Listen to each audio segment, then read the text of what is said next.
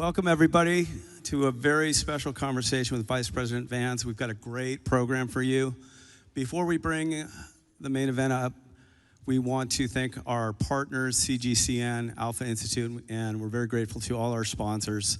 So I want to list them real quick. American Chemistry Council, One Brief, BitDeer, T1 Energy, RJ Reynolds, Chevron, Meta, Microsoft, Bank of America, American Petroleum Institute, American Global Strategies, and Bank Policy Institute. So now I'd like to bring to the stage Washington Bureau Chief for Breitbart News, Matt Boyle, and the Vice President of the United States, Mr. JD Vance. I'm American made. I got American parts. I got American faith in America's heart. They say. Mr. Vice President, thanks for taking the time to do this. Absolutely. Well, I love to be here with all of you. It's a beautiful building and a beautiful morning. I always joke with Matt, but it's actually not a joke. I'm being dead serious that this is the most well-sourced journalist in Washington, D.C. And if you remember maybe 6 months ago, maybe it was actually a year and a half ago, when there was this big conversation in the Washington Post about what do we do to actually get in touch with the other half of America? How do we actually make our journalism more appealing to the half of the country that doesn't agree with far-left politics? And I think I texted Jeff Bezos and I said, if you're really serious about this, you should just hire Matt Boyle and make him run your entire political reporting shop. Now, Larry Soloff, I'm sure, is pissed off at me for that suggestion. But unfortunately, for the Washington Post, they did not take my advice. So I'm proud to be here with Matt Boyle and Breitbart, and thanks for everything you guys do. All right, so Mr. Vice President, the big news this morning is new jobs numbers blew away expectations. Huge. From the September numbers, so these were delayed because of the government shutdown. More than double, 119,000 new jobs. And then also there's some interesting stuff in the wages numbers there as well that shows wages on the rise. Your thoughts on the jobs numbers? Okay, so a huge jobs report, and I assume the market is going crazy right now, probably just opened, because what this shows is that the Trump economic policies are actually working. And you've got 119,000 new jobs. Economists thought that we would have about 50,000 new jobs, but that's actually just the headline number. If you look below the surface, I think the numbers are actually better. So number one, wages continue to way outpace inflation.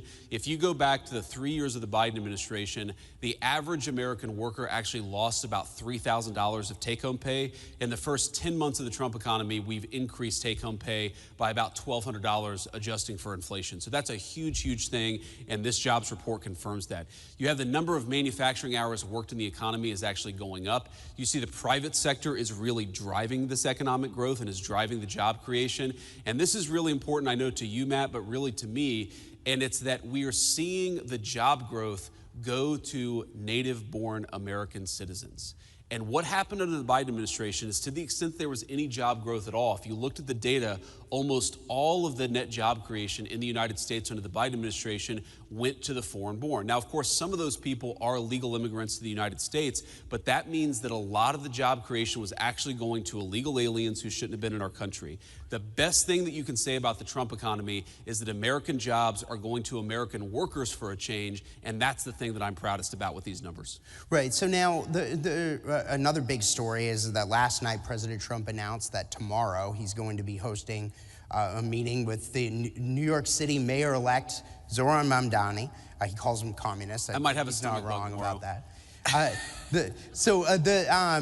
But anyway, point is that the Mamdani's rise can be attributed to his, everybody's, the new buzzword, if you will, is affordability, sure. Right? Like, so how do we, people out there feel like they're, the economic situation isn't that great. Look, we're 10 months to the day here since the inauguration. But they want to see more. They want to see more action. We've seen a lot of steps you guys have taken. A lot of people are putting a lot of faith in what Secretary Besson is saying, that the first half of next year the economy is going to boom because of the policies you guys have enacted. What's your message to those out there who feel like that they haven't seen that gain yet? Yeah, well, first, Matt, the government shutdown didn't help, to be clear. And I do think that actually pumped the brakes a little bit on all the great economic news that we were seeing. And look, the Democrats, our attitude was, why are the Democrats doing this? They're the party of government. Why are they shutting down the government? For 10 years, they said to shut down the government is an act of economic terrorism on the United States. And it's sort of a question that answers itself, because I think that they were so worried about what the Trump administration is doing that they were willing to blow the whole thing up, hold a gun to the head of the American economy in order to get what they want. And that's going to cause a little bit of damage, but I think it'll be ultimately very, very minor, because we were able to get the shutdown wrapped up. And I guess my message to the American people who are still feeling like things are unaffordable, who are still feeling like things are rough out there is look, we get it, and we hear you, and we know that there's a lot of work to do. There's a lot of wood to chop, because the Biden administration put us in such a very, very tough spot. And the way that I think about this is it's always helpful to take this from the abstractions to the actual real things that people are worried about. So take, for example, a dozen eggs. I'll never forget this. It was one of the very first, maybe the single first press conference that the president had done since he had started his second term. And some reporter, probably from ABC, yells at him and says, "What have you done about the price of eggs? The price of eggs are up 300% over the past 3 years." And it's like, it was January the 23rd. It's like, what do you mean, what have we done in 2 days? It's going to take a little bit of time to fix that problem. And so if you're an American who's just struggling to get by, you work hard, you pay your taxes, you want your kids to have good opportunities, and the price of eggs goes from $2 a dozen to $8 a dozen under the Biden administration, and then under the Trump administration, it goes from $8 a dozen to maybe $6.50 a dozen. Well, to you, that is still a major problem. And even though we've made incredible progress, we understand that there's a lot more work to do. And the thing that I'd ask for the American people is a little bit of patience. This economy was not harmed in 10 months. It took a deliberate 4-year administration that was making life harder for everyday Americans, that was importing foreign workers instead of giving jobs to American workers, that was over-regulating, overtaxing, overspending. They were doing everything wrong. And as much progress as we've made, it's gonna take a little bit of time for every American to feel that economic boom, which we really do believe is coming. We believe that we're on the front end of it, but we also recognize that we've got a lot of work to do to undo the damage that Joe Biden did to the American economy. And the last one I'll say, Matt, is let's be honest, it's not just Joe Biden. As much as I think Joe Biden was one of the most disastrous presidents of American history, we had a policy in this country for 40 years of shipping American jobs overseas and hiring foreign workers instead of American workers. That has caused the economic stagnation of the American middle class. There was one bright spot in 40 years, and that was the first Trump administration, and there is going to be a massive exception to that 40-year trajectory of American decline, and that's the second Trump administration. We just got to keep it going. Right, so now we're a year removed from you and President Trump winning a massive electoral victory in November 2024, and we're just a couple of months since our friend Charlie Kirk was brutally murdered by a radical leftist. But at the same time, we are seeing some, whether it's inside Congress, outside Congress, some divisions in the MAGA movement, and I get it that there's this issue, that issue, whatever. What would be your message to how to reunify this movement for the fights ahead, whether it's the midterm elections, 2028 and beyond? Yeah, I mean, I think that we have to remember that we have a lot more in common than we do not in common, and that the disagreements that animate the Republican Party, while they matter and they're important, I think these debates should happen. They should happen in podcasts, and they should happen in the media. They should happen on the op-ed pages. It's totally reasonable for the people who make up this coalition to argue about what our foreign policy should be, what our specific tax policy should be, what our housing policy should be. I mean, I had a meeting just yesterday that was focused in the West Wing about how do we get housing more affordable for young Americans, because of all the things that got completely out of control under the Biden administration. You had homes that doubled or tripled in price depending on the geography in 4 years under the Biden administration. We've got to solve that problem for our young people so they can afford to buy homes, start families, and actually build their own American dream.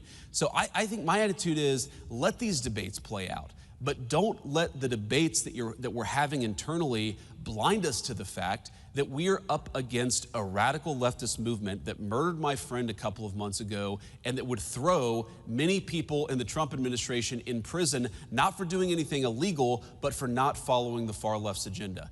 That is the real opponent here. A political movement in this country that has no animating principle, that has no agenda for the American people. Their sole obsession is to take down Donald Trump and anybody who helped Donald Trump govern. Focus on the enemy, have our debates, but focus on the enemy so that we can win victories that matter for the American people. That's my message. Right, so now one of the things that powered your guys' victory, I think, a year ago was a political realignment in this country where we're seeing working class people shift to the Republican side, and the Democrats, frankly, are becoming the party of the rich. There was a new report that our partners here that put on this event, CGCN, published a couple of weeks ago called Class Dismissed 2.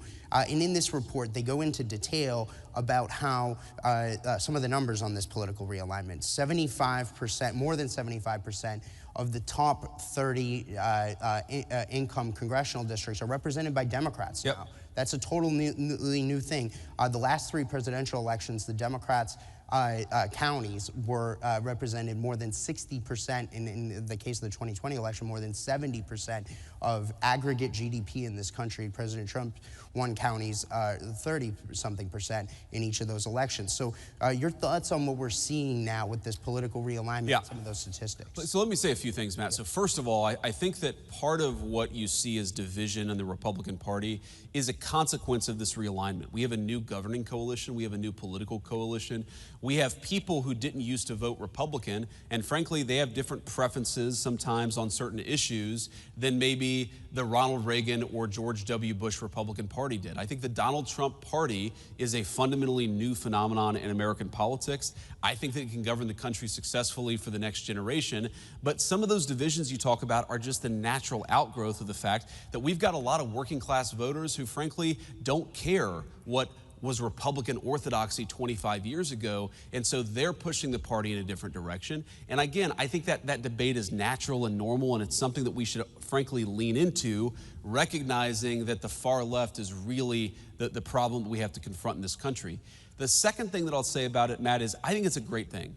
You know, and I'm biased. Obviously, I grew up in a working class family. I was raised by the kind of people who were blue dog Democrats, socially conservative Democrats in the 80s and 90s, and have turned hard towards Donald Trump's Republican Party. These are the people who built America's greatest icons, who built America's greatest buildings, who drive our food into the grocery store every day. They are the human beings who actually make this country run.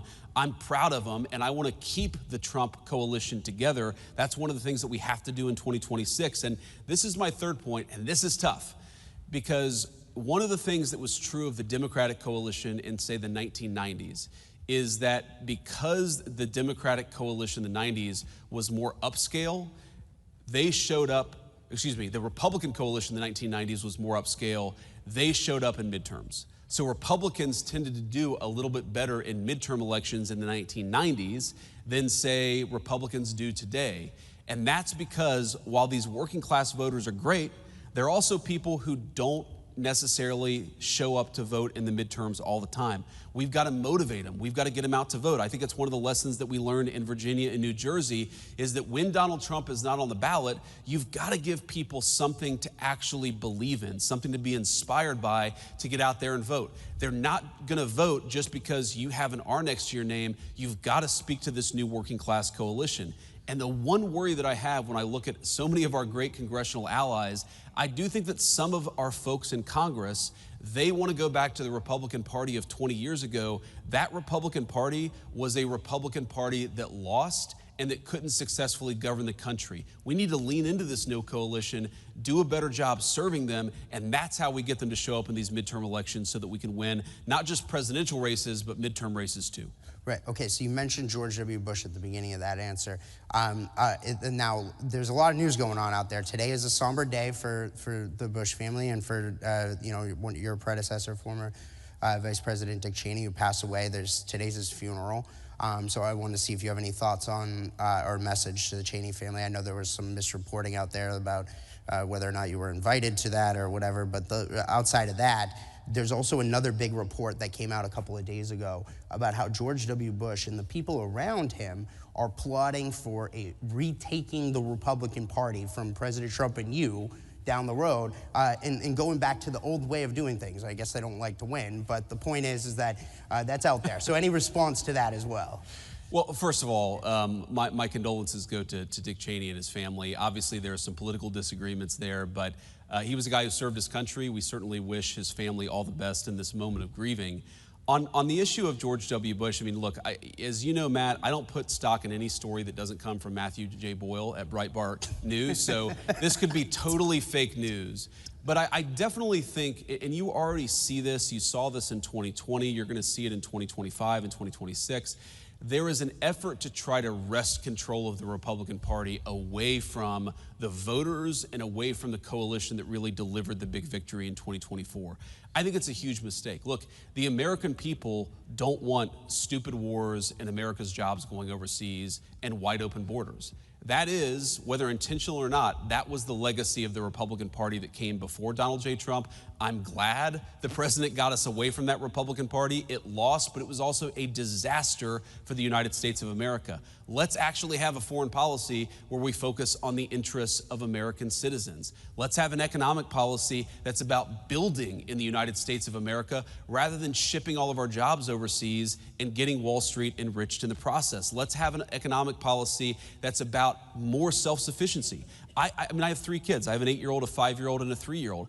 I don't want to wake up in a country where I take my kid to the doctor and they can't get antibiotics, because the antibiotics that were invented in the United States of America are manufactured in some foreign country. That is the legacy of the Republican Party that came before Donald J. Trump. We're not going back to it.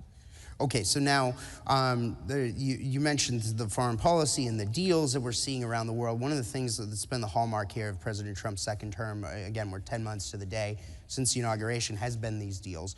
We were going to try to do this event last month, but I know you got called over to Israel on the Gaza deal. Sure. So give us kind of and by the way, we have in the audience here today, I know that there are ambassadors from at least 2 places. The European Union ambassador and the Taiwanese ambassador are here. Walk us through how President Trump has approached these various big picture deals, because I mean, he's got more than, I think, 85% of world GDP now in trade deals. Sure. With the United States, and I lost count of how many peace deals he's done this year. Yeah, well, greetings to the ambassadors. We're thrilled to have you, of course, and greetings to everybody else, including even the fake news, who I'm sure is reporting there in the back. There's a lot of fake news back I'm sure they're all lined up. I'm sure there are. I can see their fake news eyes peering up at me, I'm sure, ready to misreport everything that I've said today. But no, we love you guys too. Kind of. So here's the thing about the president's negotiating style. And I actually, we were a little delayed because the president called me right before I got on stage just about one of these deals that we're working on. And what I love about it is that it's never enough, right? And so you bring him a deal and, he sort of asks for this, and this. We want this tariff rate. We want this country to drop their tariff barriers. We want this country to drop their non-tariff barriers. And you say, I'm never going to be able to get that done. And then you get it done and you bring it to him and he said, well, I want 3 other things too. Because his attitude is he wants to get the best deal possible for the American people. And for too long, we had trade negotiators that so believed in the fake idea of free trade over fair trade that they were willing to sell American workers down the river without actually negotiating on the interests of American workers. And so whether it's with China or India or any of the countries that we struck deals, the basic principle is we want Americans to have better access to their markets. We believe in our workers. We think that we have the best products in the world. We want to be able to sell them everywhere. That's number 1. Number 2, we don't want foreign products to undercut the wages of American workers. We're actually going to protect our markets, protect our important industries, and that's a very important part of the Trump trade plan. And you've seen it happen in a lot of different ways. And then the final thing, and this raises your point about Gaza or any of these other foreign deals, is we've been able to use the incredible economic leverage of the United States of America. I mean, we're 25%, probably a little bit more than that, of the world GDP. Why don't we ever use our economic leverage to achieve peace? Because when countries aren't fighting each other, when they're actually using their economic talents to manufacture good things rather than weapons to kill each other, then that actually creates incredible economic opportunities for Americans. And that's what the president, that's why he's so focused on peace. He's fundamentally a humanitarian, and we've got 8 peace deals at this point. We're working on number 9 and number 10. And I think that, you know, if he gets number 10 purely for like mathematical harmony, if he gets to 10, the Nobel Prize should be awarded to Donald J. Trump, even though he's certainly earned it with the first 8. But I also think that there's this sense that while he wants to save lives, he also sees a world where people are engaging in commerce with one another rather than killing one another.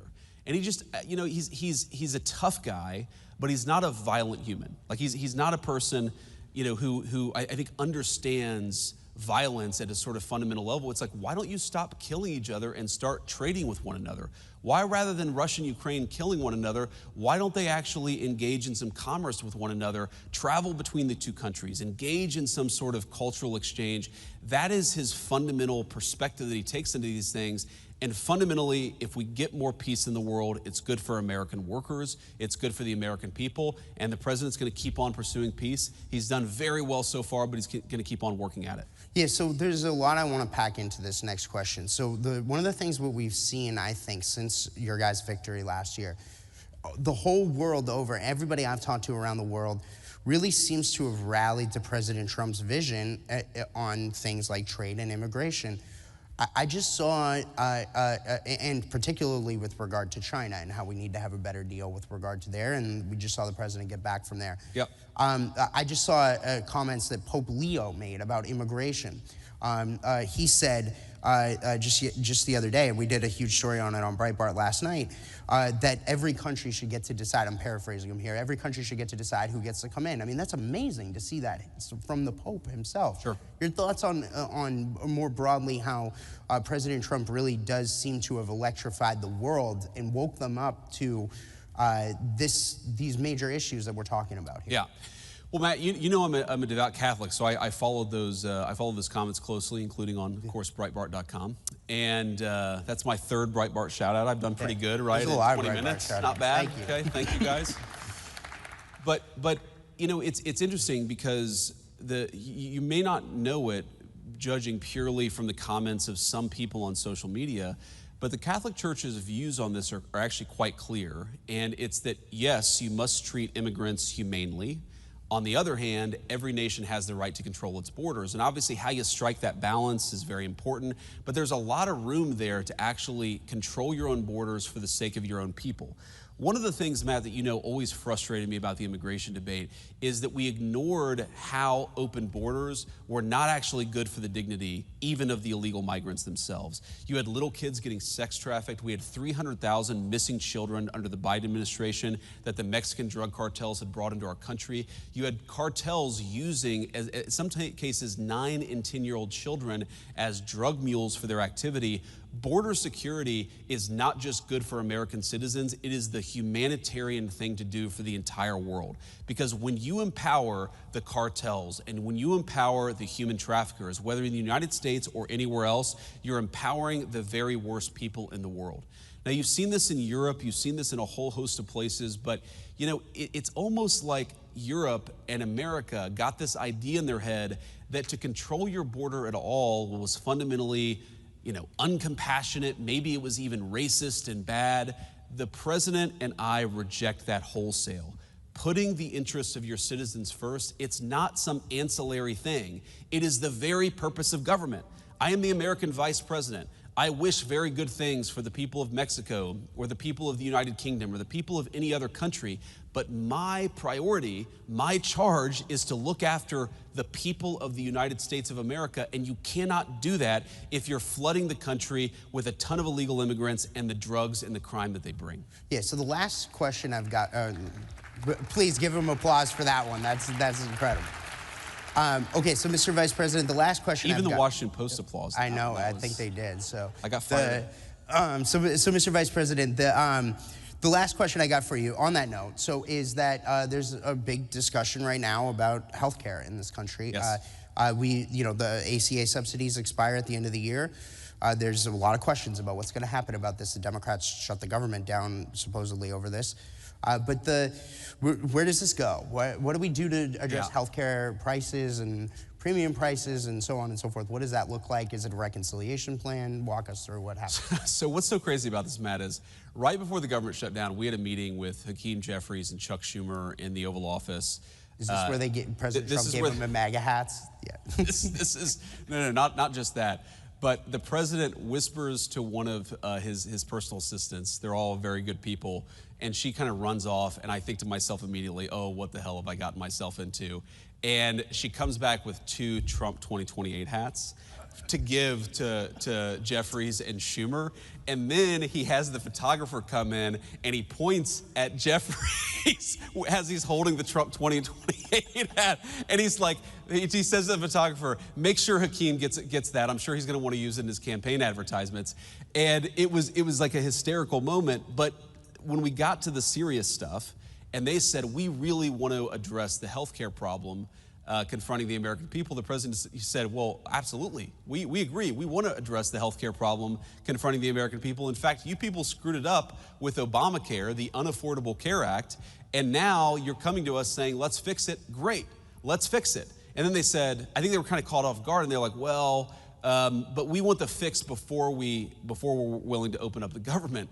And the president was like, that's like 3 days from now. You want us to fix American health care in the next 3 days, and unless you do it, you're gonna shut down the government? How about we open up the government and then work together to fix American health care? And of course, we know the history. They rejected it. They shut down the government. But I don't want to get ahead of the president, Matt, because we had a very, very good meeting in the Oval Office yesterday. I think that we have a great health care plan coming together.